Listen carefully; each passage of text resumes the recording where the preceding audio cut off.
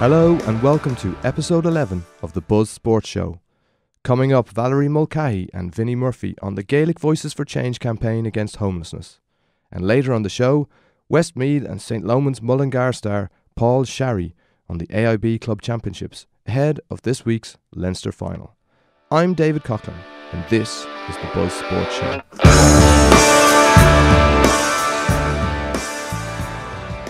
Welcome back to the show, Vinnie Murphy. Vinnie, you're here today to talk to us about the Gaelic Voices for Change campaign against homelessness. Yes, look, I suppose it's getting a lot of airtime now at the moment. Current and ex-players, men and women coming together to sort of just do their little bit for the homeless people around Ireland, I suppose. So yeah, as you say, it's a hot topic at the moment. We had two tragic deaths of two homeless men within a week recently. Could you just tell us a bit more about what the origin of the idea was and what the plan is for? Well, I suppose the origin of this came out, it's Gaelic Voices for Change, as you know. It's been sort of set up with the help of the GPA to sort of look at ways that the players, past and present, can actually look at helping people. If you look at the origins of the GAA, it's within a community sense. So I think they were, set up in that type of thing. What can we give back to our own communities? And this is one that came up and sort of struck a chord with a lot of people. So, we're all having a sleep out on the 16th of December just to promote it. We're doing fundraising as well and just trying to do our little bit around this time of year, Christmas coming up. But not only that, it's the cold weather coming in, and I suppose it's to walk a half a mile or even a couple of feet in their shoes and to see exactly what it's like. So that's what it's about, really. Yeah, so it's a sleep out. It's not just in Dublin, it's all around the country, isn't it? And even New York, I believe. Yeah, there's 11 towns and cities involved in it now. It started off with a sort of core of about 15 or 20 people that were really in charge or looking after running it, and there's over 300 people signed up now to do the sleep out. So the fundraising has been going well, and if you look on all our Twitter pages, Facebook pages, you can make donations towards it and all that type of stuff. I suppose it's us as players, current and ex-players, sort of giving something back to the community. I suppose that we have a sort of raised profile, so it sort of probably makes a bigger impact, I suppose. Yeah, and it's not just about raising money; it's about raising awareness as well, isn't it? Well, exactly. Like, you know what I mean. It's very easy to talk about homelessness if you haven't experienced it, and I'm sort of very mindful of everybody's probably only a couple of bits of bad luck and 5 or 6 months away from homelessness if it comes across their path. I have had family members that went through it for a while too, so I'd have personal experience in it, and it's not nice for the member, the person that's involved, and some people just can't get out of it. It's a vicious circle. It's not how would you say, it's not a political football. It's just we're shining a light on something. We're trying to do something that's for the common good of people, and the more people that support it, the better we want it. As you say, sports stars, they have an influence and a reach that maybe wasn't there in previous generations, or maybe it was, but it's even more so now with the way media has become stretched and is less linear. You see what's happened in America with NFL protests and that kind of stuff. What's your view on GAA stars? Do you think they're finally doing something socially? Well, I think Ireland has developed now where people are allowed to explore their own social conscience and allowed to express that in whatever way they wish. I know in the NFL, to take the knee, it was about racism and police brutality, and one particular, the quarterback decided that he was going to take the knee, and that developed on because the rest of the players agreed with it or said, look, this is something worth sort of highlighting. I think the GAA players in the same form are not taking the knee. We're actually going out. We're going to be out in the streets. We're going to be going around with soup and sandwiches and collecting money and stuff like that. And taking a bit of time to see what it's actually like to spend the night out in the cold as well.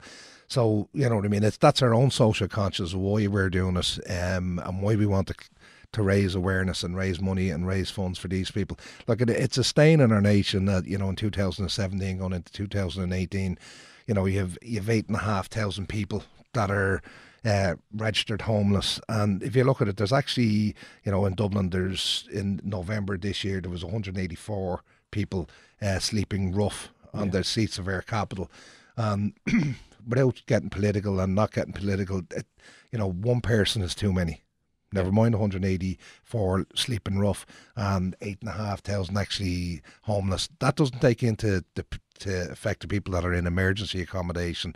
And it's not just in the Republic, it's through the island of Ireland as well. And that's, I think, if we could eradicate that or reduce that at all, it'd be well worth doing. Joining us now on the line, if we can just bring in Valerie Mulcahy. Valerie, you're one of the steering committee for the Gaelic Voices for Change campaign. Well, it happened about shortly under 2 months ago. I just got a text and was asked would I help out and try and garner some support and get a few of the former and current Cork players on board to sign their name and come out on the night of the 16th. So I happily obliged, and I'm just organising some other small bits for the night, like music and just coffee and teas and that kind of thing. So, I think it's really gathered momentum. There's a lot of great leaders there just looking to try and make some sort of change. And given that I'm on the WGPA, we have it's easier to contact many players because of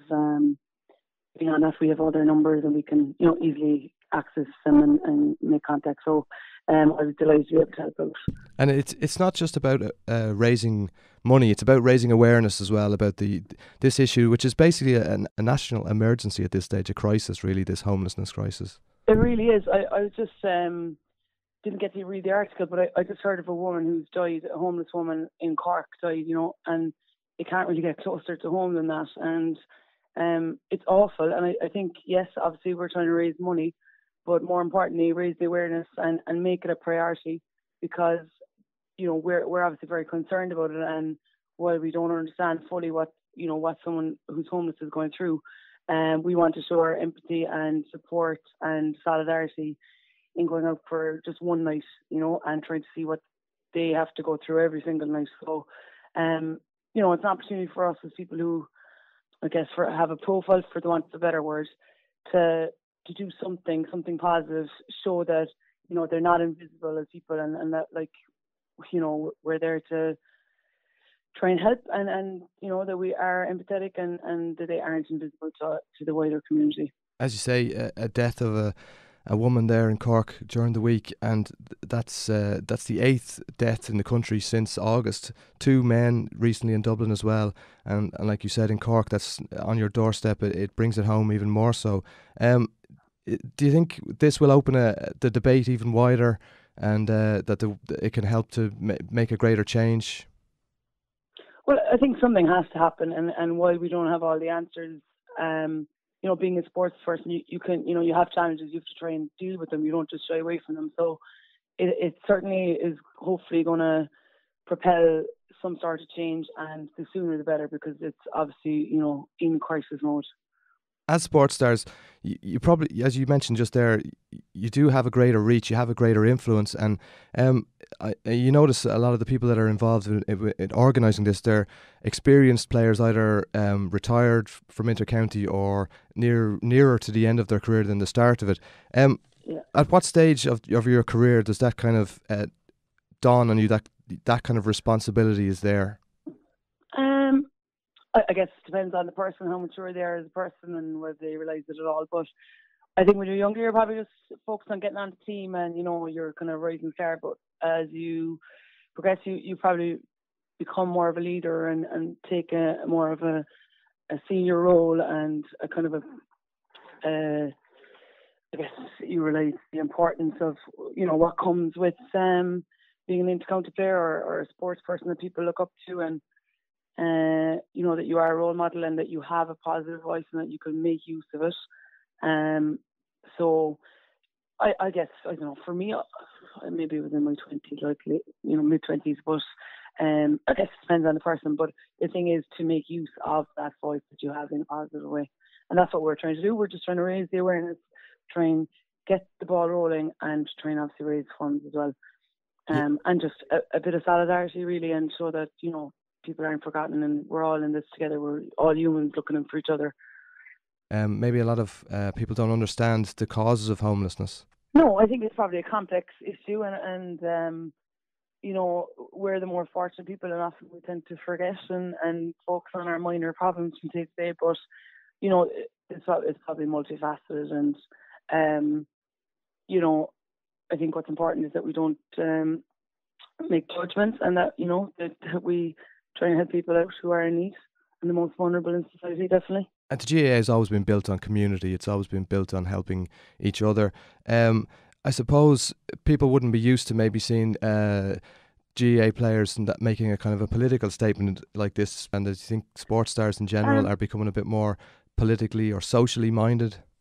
Yeah, I think it's more socially minded than political. I don't think, you know, there's no affiliation with any political party or anything like that. It's just really, it's a humanitarian thing, and it's as humans seeing another human in difficulty without a house, sleeping homeless, or in, you know, accommodation that's temporary, and just, you know, having empathy and trying to help each other, really. That's how I see it. I think it's just a sign of the times. Back then it was very much, you know, you're told what to do and that's it. I think players now, or sports people now, tend to be a lot more media savvy. It makes sense to talk to the media and talk to the people and come out and show your own sort of what you're about. You know, we're not machines.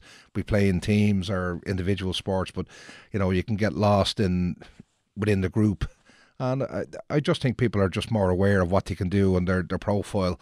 Like, I'm finished football, county football, since 2001, and people still recognise me, and I'm sort of going, that's an odd sort of thing to do. Where back, you know, 15, 20 years ago, less people would know. But the more social media, the more stuff is out there now. People are able to look on, you know, the internet and pick whoever's name and go back and would know more about me than people at the time would have known. Yeah. And I just think that we're using it for a good cause rather than a selfish cause or whatever. I just think people especially with me, it's just my own social conscience to say, look, let's give back a small bit. It's only 12 hours from 6 o'clock in the evening to 6 o'clock in the morning. So it's not going to take an awful lot out of anybody to do. But, you know, if it raises that awareness with everybody, if everybody takes a minute and goes, you know what, this isn't right, and gives a few quid and gets a family or gets somebody, you know, some person that has fell in hard times into a bit of warmth for Christmas, I just think it'd be worth it, you know. From what I do know of it, like your dignity is sort of stripped, that you feel that you've nowhere to turn, and that's why you end up there. And there's various different issues why people end up there. From, you know, there's alcohol addiction, there's drug addiction, there's gambling, there's all types of things, mental health issues that go on with that. And as I said, every one of us is only one bit of bad luck away from that downward spiral into homelessness, especially with the cost of housing now at the moment, the cost of rent. So, you know what I mean, that's why it's very personal to me, and it's the reason why I done it anyway. Yeah, as you say, some people might have the misconception that people sleep in rough, that they have these chaotic lifestyles, and in some cases there are, but there's a story behind that. There's more to them than that. This campaign is to shine a light on the whole crisis as it is. Yeah, like, again, it's not a political thing. It's you know, it's shocking when you look at the figures, and you know, if you look at Focus Ireland or Peter McFerry's trust, if you look at their information that they're putting out there, it'll make your eyes bleed, and it's really bad for a country like Ireland that is supposed to be a wealthy country that allows this type of thing. And don't get me wrong, everybody has walked by people on the street that are sleeping out, and sometimes there's a bit of, a bit of sorrow or sadness, but we tend to just block them from their mind. But they do it. It's not just there and then. They're there day in, day out, day in, day out. And as you said, these people are, you know, there's an individual story behind each of those individuals. Some of them might be very similar.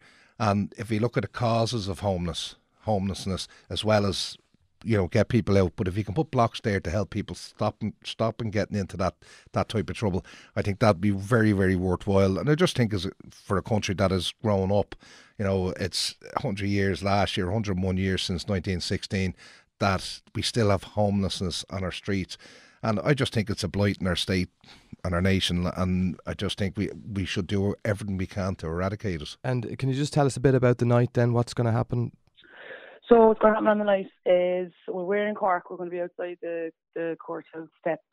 We've currently about 50 signed up in Cork. We'll be fundraising with buckets, but we'll be there from 6 p.m. to 6 a.m. and there'll be one of my students is actually who does a bit of busking in Cork. He's going to just come down and do a bit and probably gain some attention so that people passing can donate and notice us. And we're going to try and have teas and coffees and who is homeless can avail of that, and just trying to round up a bit of support in terms of money, but also awareness and to show our solidarity. And all the funds go to the Peter McVerry Trust, Simon Community, Focus Ireland, and Capuchin. Yeah, all of it. Yeah, absolutely. To help in the great work that they are doing on a constant basis, and also give them a bit of a lift. And where can people find out where can people donate? So I'd say nearly every player who has signed up is going to make or has made a GoFundMe page. So if you want to check out my Facebook, Valerie Mulcahy, you can do so and just put in a few euro, whatever you can spare. It'll be great. Great stuff. Well, it's a great campaign and we wish you all the very best with it, Valerie. Thanks very much. Thanks for joining us today on the Buzz Sports Show. While you're here, Vinny, we might as well have a quick chat about the Dubs. Yeah. Pat Gilroy, new Dublin hurling manager. We haven't discussed that before. What's your view on that? Yeah, as Pat would say, he calls it stick fighting. Yeah, look, I suppose if you look at it from a distance, you'd go, it's a great move. And then if you look at the inner workings of it, a lot of the people that are involved are football-y men, which I don't know how it's going to work. But the one thing I do know about Pat, and we've seen it, that he will get the team organised. He will get players that want to play. And that can only be a good thing coming from the last 3 or 4 years of Dublin hurling, where there seemed to be a little bit of a civil war going on between players. He will definitely get rid of all that type of messing and that type of stuff, that attitude where whoever plays for the Dublin Hurlers next year, they will be fit, they'll be focused and determined. He's one of these guys that brings them down to really brass tacks and see what they're made of. Like, to give you an example, the hurling squad in Mass are actually sleeping out as well on the 16th, which is great. Pat would have done a lot with the footballers at the start and got them going into hospitals around Christmas time, all on scene sort of stuff. And to me, I just think he really needs to make sure the coaches he's going in are really up to date with the skills, because hurling is not just about poking the ball around. It's the intricacies of hitting the ball in the back foot, the quick wrists, quick hands, all that type of stuff. If he gets that, his organisational stuff would be superb. And if I was a hurling player or a player coming up and there was hurling there, I'd be excited. It should be really exciting for them, because they should not want for anything. That's the one thing Pat will insist on, that whatever the footballers get, the hurlers should be getting. And I think there's not much of a difference anyway, but I believe they've the same training base, they'll get access to the same strength and conditioning coaches. So, look, it's up in the air. It was a strange one when it was called, but it makes sense in an awful lot of things in terms of getting players focused. He's the manager. That doesn't mean he's doing the coaching or he's doing the training. He's brought Cunningham in. So he's brought Anthony Cunningham in, and he haven't been with Galway, so he has a world of expertise as well. But I think it's going to need more than just Cunningham. I think it's going to need 2 or 3 other coaches, specialised goalkeeper, defensive and forward coaches as well, to sort of really bring them on, One thing that could certainly bring them on is probably the best hurler in the country right now, certainly club hurler in the country right now, is Con O'Callaghan, who, let's face it, is unlikely to be available to him come next April. Yeah, well, that's my next mission now, is to clone Con and have 15 of them. Look, he's a superb player, freak of nature in terms of his ability in both games is on question. I hope he doesn't go to the Hurlers as a footballer, but I've heard as well. It's a pity, not just for Dublin, Vinny, for Kerry, your secret shame. Football. Yeah, that's my secret shame. But sure, look, it's really up to himself. I think he'll stick with the footballers. The Hurlers didn't seem to come knocking last year for whatever reason. Jim jumped on him as soon as he became available. But I'm sure a fella like that it comes naturally to him. He might turn around at one stage and throw a year in with the Hurlers, but they could do with players like that. I think Dublin over the last number of years have not lost an awful lot of their dual players to football. If you look at all the good players, Kieran Kilkenny, Costello, and these fellas would have made, I think, a difference when Dublin made the breakthrough in 2012 for Leinster. Imagine the likes of Costello coming on, the likes of Kilkenny coming on, Dermot Connolly, these fellas, like, you're talking about them challenging for All Ireland and hurling, and you know what I mean. It must be heartbreaking at times for the hurlers to see all their top quality probably going one way rather than coming back the other way. But look, you just never know, Yeah, because it made a big difference when Conal Keaney came back to the Hurlers. That was one of the factors that got them over the line. They won that league title. They got to an All-Ireland. They won the Leinster title. They got to an All-Ireland semi-final. Yeah, well, you had Conal was there, and you had Dotsie O'Callaghan as well, another fella that won Leinster titles in football, and two fine footballers and two fine hurlers. And I think they brought the winning mentality, or how to go and win things from the football, back into the hurling sort of setup. But it did take an outsider. In a way, it took Anthony Daly to come in to sort of galvanise the hurlers into what was it about, and play sort of a gung-ho sort of game and just go for it. But definitely those guys that came on, they had won their Leinster titles. They knew what it was about to win, get over big games like that. So I think that did definitely help. But they came back. I know Dotsie came back a little bit earlier than Conal. Conal came back around 29, 30. He was going through. He was in a motorbike crash and his leg was slightly damaged. So I don't think Conal was in the full of his prime when he came back, which, for years Conal was the best hurler Dublin had produced in years, and he was playing football, and looking at him, he looked like he was a more natural hurler than a footballer. But you know what I mean, I'm just wondering if there's ever going to be a split there to say if they're playing one or play both. They're getting up to minor level and they're playing both, and then all of a sudden they're all going playing football. I'm saying all that time and all that energy invested in them for the hurling side would have been better to take a player that was a 7 out of 10 rather than the 8 and 9s, and they all go and playing football. And if someone's deemed surplus to requirements of the football and has ability to play hurling, Gilroy said we'd be interested in them, but only if they really, really want to play hurling for Dublin. So he's not going to come begging for them. Yeah, he's not. If they want to play hurling, he will look at them, but they will go through the ringer under Gilroy. There's no two ways about that. If you talk to any of the players, the way Gilroy changed the mentality of Dublin football and Dublin footballers in particular, that Jim Gavin has built on, but it was actually Gilroy that broke up the mould and reset the foundations that have been built on since. What was he like to play with? Gilroy, yeah. He was the worst footballer you'd ever come across. As someone said, he wasn't even related to the first cousin of a footballer. Now look, Pat was a big man, 6'5", gentle joint, lovely fella to talk to, great teammate, always positive. His left foot wasn't the best now, but look, a good solid footballer, worked very hard to get on the panel and then indeed make the breakthrough. I think he gave up hurling when he was minor, he said, to go and play football. But I think he spent 2 or 3 years really sole focus was trying to get onto the game, and he can only be applauded for that. And he's sort of similar to Jim Gavin in a way, in that type of thing, where not saying he wasn't a talented footballer, but he wasn't as talented maybe as some of the other guys that were on the team. But again, it was just down to hard work and pure determination that they came through and played, Yeah, so all systems go for next season. Yeah, no problem. All right. Well, listen, thanks again for joining us today, Vinnie Murphy. Yeah, just on the fundraising. Yep. My fundraising page is Vinnie Dub Murphy, so it's Twitter, so it's at Vinnie Dub Murphy 14. If you can go on it and have a look, and whatever you can give, it'd be much appreciated. Great stuff. Thanks for joining us on the Buzz Sports Show, Vinnie Murphy. Yeah, no problem. Tuesday. Coming up after the break, Westmeath and St Loman's Mullingar star Paul Sharry on the AIB Club Championships ahead of this weekend's Leinster final.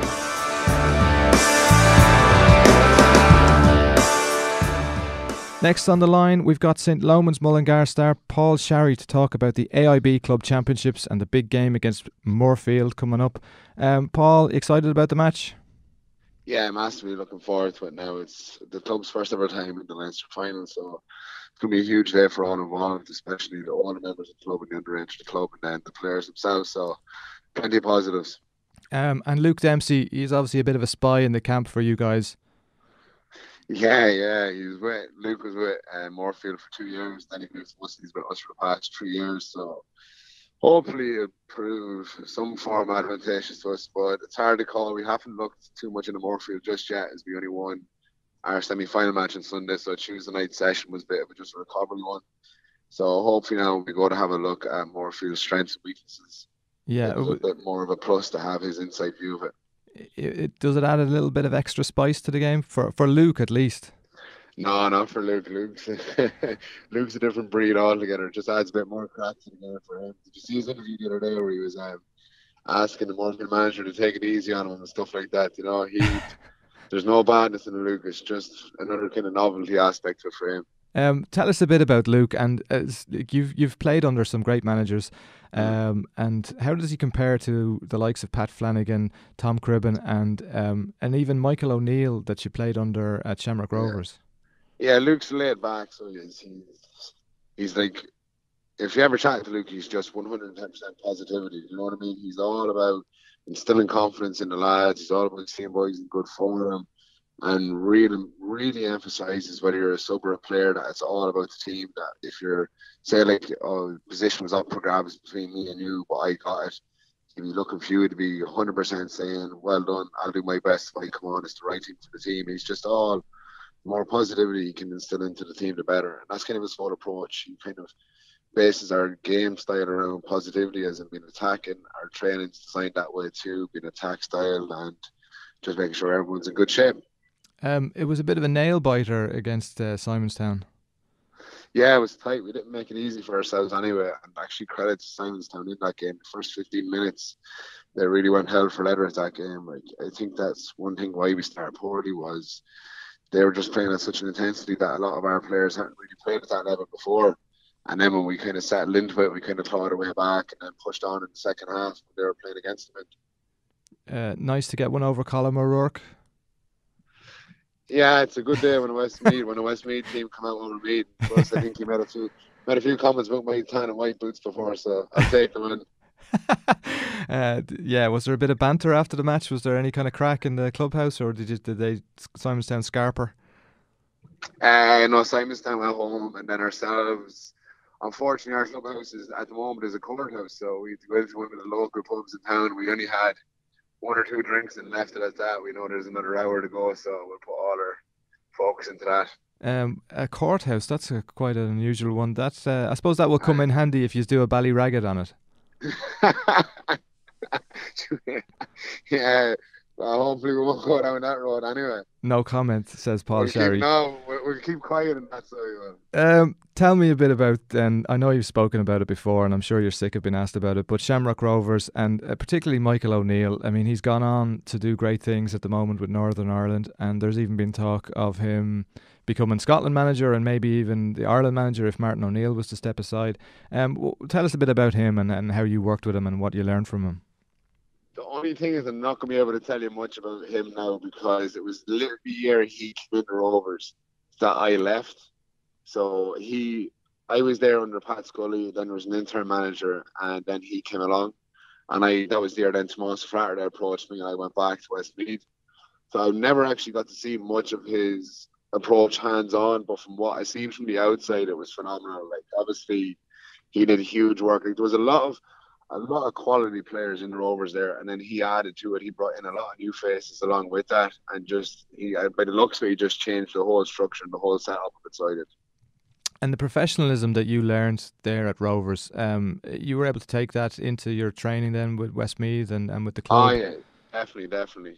It's a whole different aspect, a whole different approach at that level now, because it's pretty much a job. Like, boys were getting money to play, like, so it's their living, so you have to take it professionally.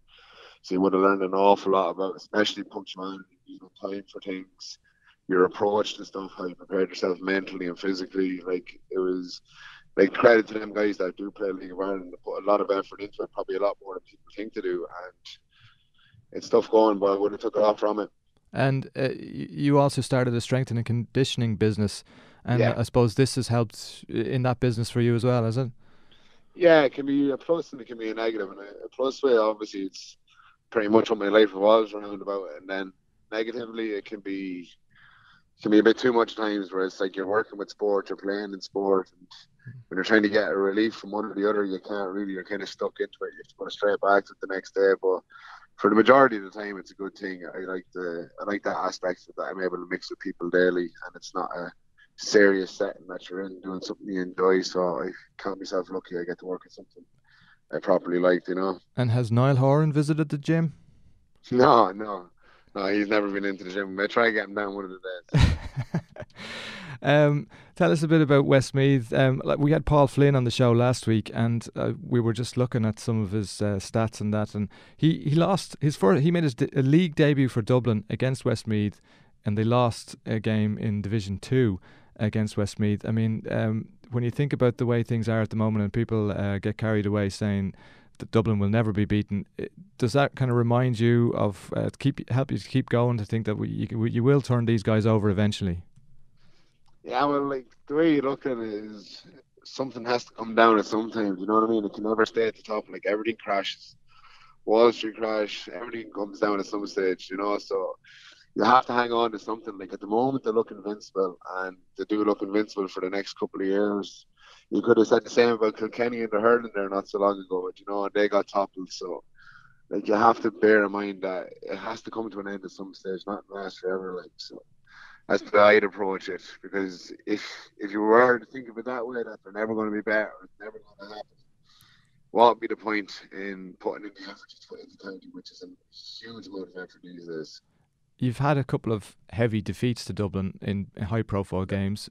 Yeah. Don't want to remind you of them, but how do you bounce back from that? Mentally, how do you come back from these kind of things? Have you got a certain approach? Have you got a way of dealing with those kind of defeats?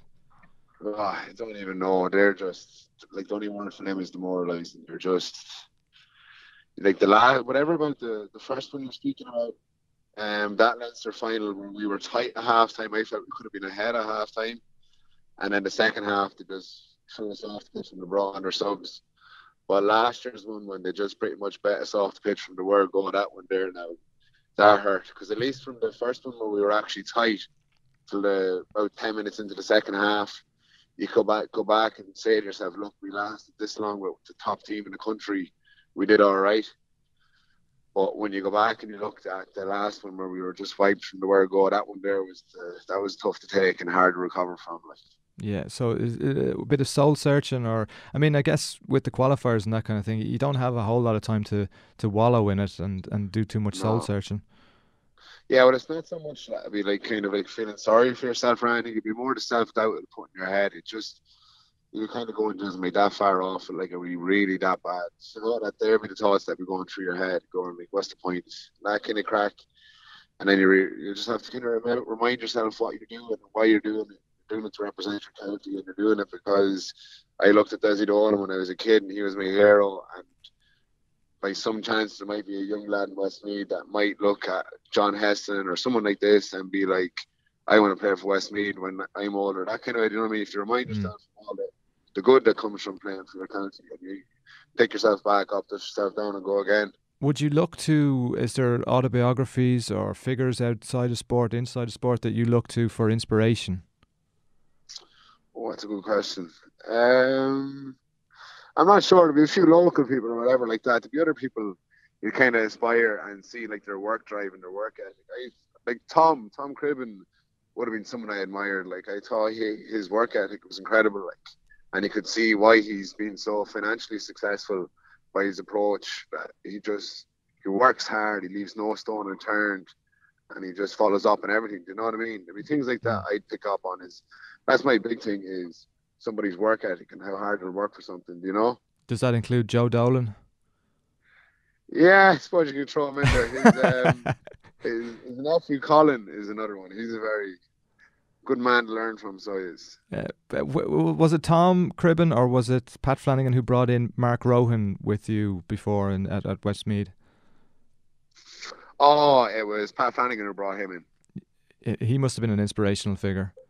Yeah, he was cool to meet now and talk to and see what he came through. He was kind of giving us his background story into before he was in a wheelchair, and then literally what I was just saying to you, how he felt like he was just torn to bits when it happened, and how he recovered himself and pulled himself through, you know? Yeah. I suppose finally we just go back to the club for a second. Who is the worst dresser in the dressing room? The worst dresser in my club? Yeah. 110% Garrett Hickey. Okay, you need to tell us a bit about that. He's a guy from Offaly, and I've seen him right. Just picture Milo from, what was that program back in the day? Which program? It was like this program which the woman was called Mrs. Bouquet, but she was Keeping Up Appearances. Keeping Up Appearances. What was the brother's name in that? Onslow. Onslow. And he was the image of Onslow the other day. And that's why he gets that award. You are painting quite a picture there, Paul. There you go. Well, that's fantastic. Paul Sharry, thanks a million for joining us today on the Buzz Sports Show. No bother at all. Thanks very much. So that's it. Thanks to Vinnie Murphy, Valerie Mulcahy, Paul Sharry and Alan Bennett and all the gang at Headstuff Studios. I'm David Coughlan, and thank you for listening to the Buzz Sports Show.